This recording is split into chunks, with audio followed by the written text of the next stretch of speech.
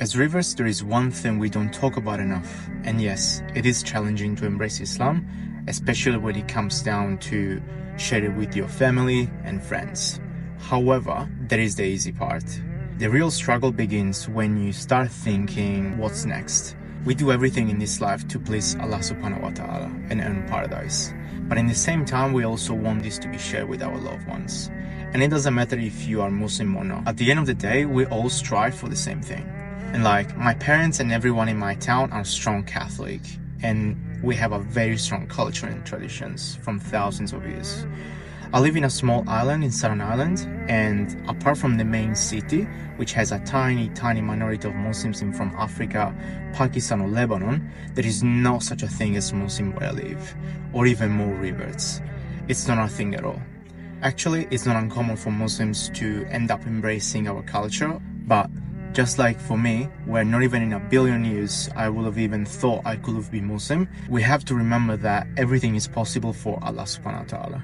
And since I know Islam is the truth, I feel for them. And when I make dua, I always say, Ya Rab, please guide them, please let them be people of paradise.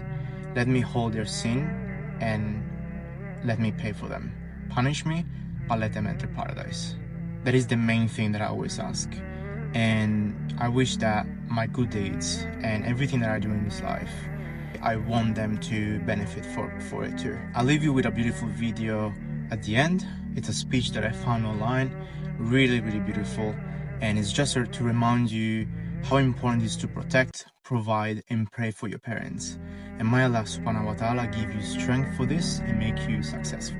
Assalamu alaikum wa rahmatullahi wa barakatuh. His father had passed away and his father was a sinner, and the son used to make dua of istighfar.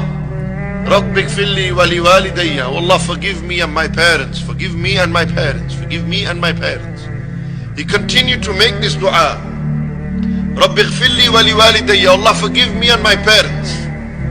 On the day of Qiyamah, that very father who was destined for the hellfire, Allah Almighty will say to him, go to paradise. He will say, Ya Allah, how have I entered into paradise when I was being punished inside my grave? And Allah Almighty will say, Bistighfari waladika lak. Because your son used to make istighfar for you. He used to make dua for you after you passed away. His du'as worked so much in your favor that today you will enter paradise because of the istighfar and du'as of your children.